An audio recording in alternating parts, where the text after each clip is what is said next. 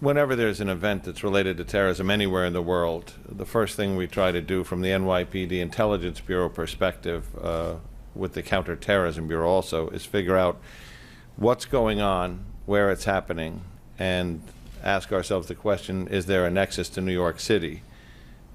In the meantime, while we search for those answers, which can come very quickly or over time, we don't wait in terms of deployment. So last night, as this was unfolding, we deployed resources to the Australian Consul General's office in New York.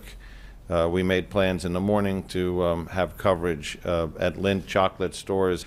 So what you saw today was a lot of intelligence-driven, strategically based, high-profile police coverage, including the heavily armed Hercules teams, which deployed to a number of locations, including the Consul General's office for Australia and other Commonwealth countries.